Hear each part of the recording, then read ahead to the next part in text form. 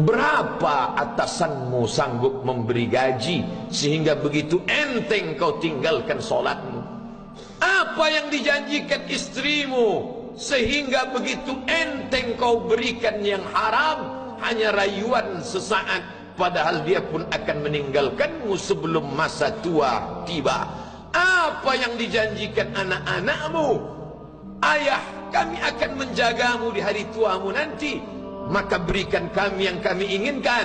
Belikan kami rumah yang besar, belikan kami kendaraan yang mewah. Nanti setelah hari tua kami akan menjagamu, kata mereka.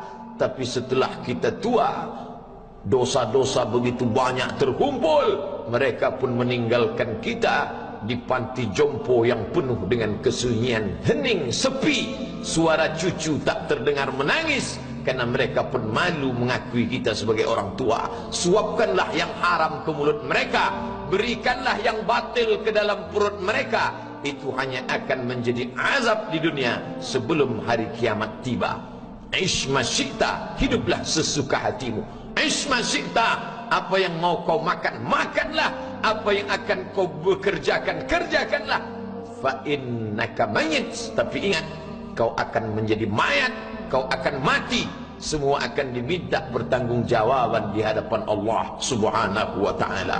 Hari ini orang boleh tertawa, hari ini orang boleh merasa dunia dia yang punya, tapi sampai masanya yang hijau akan berubah menguning, yang kuning akan mati, yang mati akan menjadi debu, yang debu ditiup angin hampa tak bermakna. Lalu apa yang akan dibawa menghadap Allah Subhanahu wa ta'ala?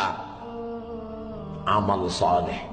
Kalau pernahlah mulut itu membaca sepotong dua potong ayat sebelum berangkat bekerja, kalau sempatlah masuk ke kamar mandi mengambil air wudhu, solat sunat duha sebelum berangkat bekerja, kalau sempatlah ketika duduk dalam suasana santai membuka iPad lalu dibuka Quran digital sambil melihat beberapa ayat merenungkan maknanya mengingat mati, kalau sempatlah mulut mengucapkan subhanallah wa bihamdihi subhanallahil azim, kalau sempatlah anak istri dibawa ke masjid iktikaf mendengarkan pengajian, kalau sempatlah beberapa persen dari pendapatan itu dilimpahkan ke rumah anak yatim panti jompo masjid, kalau sempatlah beberapa meter tanah dibeli untuk pembebasan mendirikan rumah Allah, kalau sempat memberikan beberapa karpet untuk rumah yang selalu ditinggalkan, kalau sempatlah membelikan beberapa kilo beras untuk yatim piatu dan panti jompo, itulah yang akan menolong di hadapan Allah. Adapun rumah besar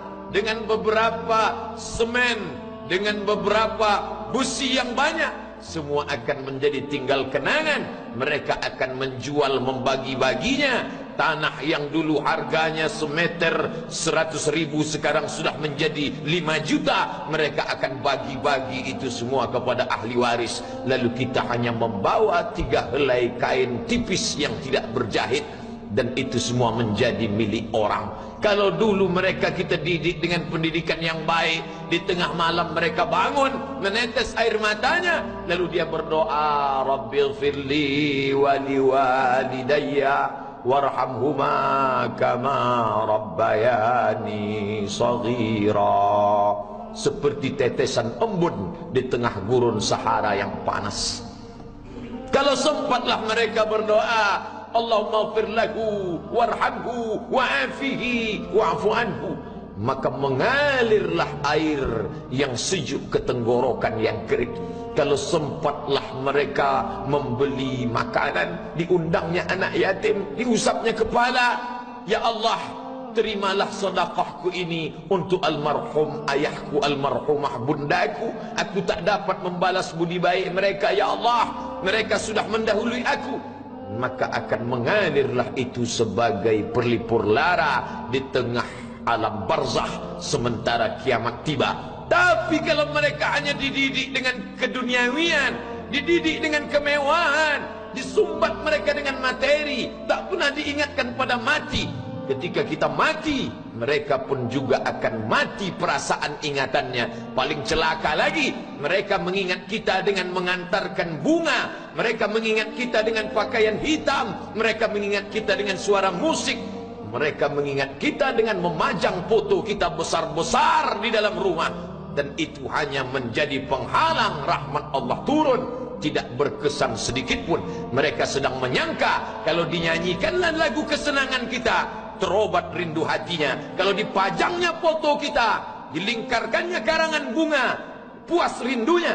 Padahal itu tidak membuat pengaruh apapun kepada kita di alam barzakh. Maka sayang, buatlah sayang yang mengingatkan sesudah mati. Kalau rindu, buatlah kerinduan yang membuat dia akan tetap mengalir sebagai satu amal sesudah kematian. Idza matal insan, kalau manusia mati, inqata'a. Dulu rajin membaca Quran, berhenti. Dulu rajin salat tahajud, berhenti. Dulu rajin menghatamkan segala yang baik-baik, berhenti. Tapi ada yang tetap mengalir. Di antara yang mengalir itu adalah sadaqatun jariyah. Sempat membelikan beberapa bungkus nasi. Nampak orang tua di panti jompo menyuap nasi itu, menggeletar tangan mereka karena usia lanjut, menetes air mata. Kita bukan sedang melihat orang tua, kita bukan sedang melihat orang lain. Saat itu kita sedang melihat potret diri kita 30 tahun yang akan datang. Di mana aku 30 tahun akan datang? Surga, kenikmatan yang luar biasa, tapi dia tidak akan dimasuki oleh orang yang biasa-biasa. Solat biasa, baca Quran biasa, zikir biasa, untuk mendapatkan yang luar biasa. Maka itu bukan perimbangan ibadah yang fair. Hanya dengan solat wajib biasa, hanya dengan baca Quran biasa, hanya dengan zikir biasa, hanya dengan sedekah biasa, berharap akan masuk ke dalam surga yang luar biasa, maka sungguh bukan suatu perimbangan perniagaan yang seimbang antara makhluk dengan Khalik Allah Subhanahu wa ta'ala.